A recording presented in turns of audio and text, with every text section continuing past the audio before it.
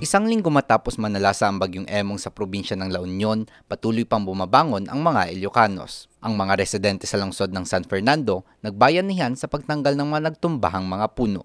Sa tala ng pamahalaang panlalawigan ng La Union, aabot sa 529 na mga barangay ang naapektuhan ng bagyong Emong. Dito, 129,000 na pamilya o 424,000 na individual ang apektado.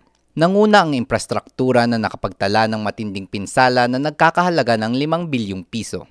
Nasa 208 million pesos naman ang pinsala sa agrikultura habang 8 milyong piso naman sa livestock. 200 milyong piso naman ang pinsala sa sektor ng turismo. Sa ngayon, tinututukan na ng pamahalaang panlalawigan ang clearing operation sa probinsya. Mas maganda po na malaking tulong ngayon na gumanda ang sitwasyon po ng ating weather.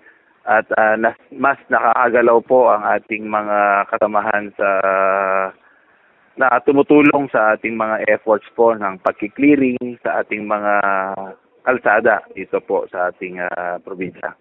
Maliban dito, nakatutok din ang pamahalang panlalawigan sa pagbibigay ng tulong para sa mga nasalanta. Meron po tayong dito, siyempre, ang mga damages po nakuha po ng mga tao, nasira ang kanilang mga bahay. Meron po tayong mga ipapamigay po na assistance sa kanila sa mga partially at totally damaged na mga kabahayan na assistance po na maibibigay po sa kanila.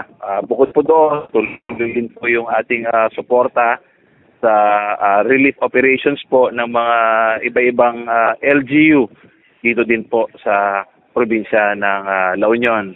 Samantala, nagpapatuloy pa rin ang pagpapanumbalik ng kuryente sa probinsya. Ngayong araw ng Lunes, August 4, 76.69% na ng probinsya ang may kuryente. Sa kabila ng bilyong pinsala, patuloy ang bayanihan at determinasyon ng La Union na muling bumangon pagkatapos ng kalamidad. Ron Maranan, RNG News.